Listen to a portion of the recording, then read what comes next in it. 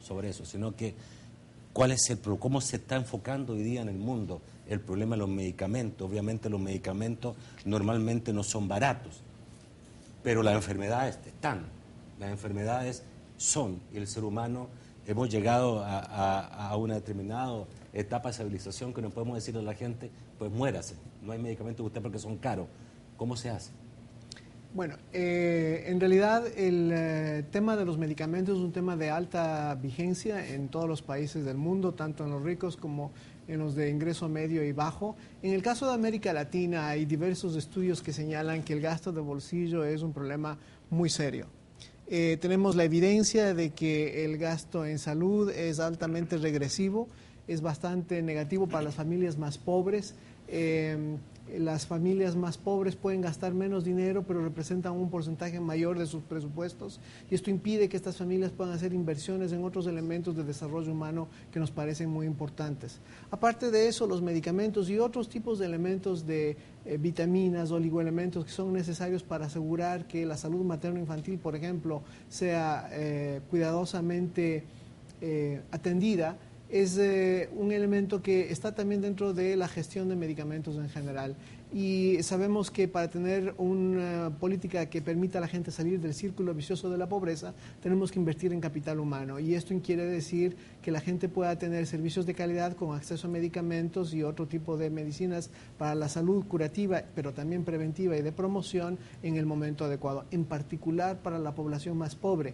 Un pueblo que quiere hacer un modelo económico de alto desarrollo definitivamente necesita hacer una inversión en capital humano y promover el acceso a servicios de salud de calidad, y esto implica también a medicamentos. Ok. La pregunta es, y yo no sé si usted me puede responder en lo personal o como Banco Mundial, me gustaría que me lo aclarara, pero la pregunta fundamental es, ¿el producto medicamento puede considerarse un producto más del mercado, sujeto a todas las reglas y normas de la demanda y oferta del mercado? El caso de los medicamentos, así como el caso de la salud, es un caso muy especial porque requiere de un proceso de regulación específico. Hay imperfecciones en la salud del mercado que requieren que los procesos de regulación sean cuidadosamente diseñados. En general, los mercados suelen requerir de un proceso de regulación bastante cuidadoso. La crisis global ahora nos lo ha traído de manera muy refrescante, el saber que se necesita una regulación siempre de alto nivel. Pero en salud es aún más importante. Le voy a citar un ejemplo, hay lo que se llama la asimetría de la información. La gente, el individuo que realmente está recibiendo el medicamento, no tiene la información adecuada como para poder decidir por sí mismo si es el producto que requiere o no. Le voy a poner un ejemplo muy sencillo. Si una madre tiene a su hijo muy enfermo y va donde un médico y el médico le dice, mire señora, su hijo tiene tal condición y usted tiene que darle este medicamento, la señora confía completamente porque ella no tiene el conocimiento adecuado para saber cuál es el medicamento que tiene que su hijo recibir. Hay un agente, digamos, el paciente está dando a la gente la decisión y el agente no necesariamente puede tomar la información con consideraciones de eficiencia. Okay. Así es que sí. Pero usted me dice, hoy después de esta crisis económica, más que nunca se ha visto que el mercado no puede ser tan libre. Pero en el caso de los medicamentos, menos todavía, porque es un producto esencial. En el caso de los medicamentos es bien importante considerar por varios motivos de que tiene que haber mecanismos de regulación. Esto existe en todos los países. ¿Esto es una posición suya o Banco Mundial?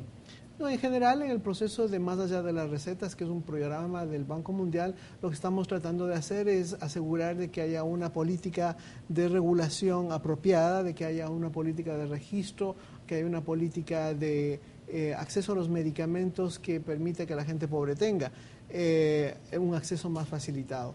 Ahora, la regulación, cuando decimos regulación suena un poco genérico. Cada país tiene que encontrar cuál es la fórmula precisa para lograr los objetivos de gobierno. Los países de América Latina nos parecemos en mucho en algunos aspectos. Sin embargo, varios países han adoptado mecanismos distintos o herramientas distintas de la regulación. La ley de medicamentos, sin embargo, una política de medicamentos es un elemento muy importante para lograr estos objetivos. Digamos que los países que ustedes ven con mejores ojos en relación a la accesibilidad y calidad de medicamentos son los países que tienen una ley que regula. ¿Y en qué sentido regula esa ley? En general, los países que tienen grandes avances en políticas de medicamentos o que están, digamos, a la punta de estos, tienen documentos de políticas de medicamentos y algunos de ellos un proceso regulatorio mucho más preciso. No solamente en América Latina, en el mundo en general, en los Estados Unidos, la regulación del mercado de farmacéuticos es bastante sofisticada, lo mismo en el caso europeo. Es decir, hay varias razones por las cuales es muy importante mirar muy de cerca cómo el mercado de los medicamentos está aconteciendo. Lo que pasa es que la gran diferencia es que en nuestros países la gente está comprando directamente de las farmacias, mientras que en los países de más desarrollo el gasto es fundamentalmente gasto público. ¿Tiene el Banco Mundial algún conocimiento de cómo está actuando la política de medicamentos en El Salvador y qué opinión tiene el Banco Mundial?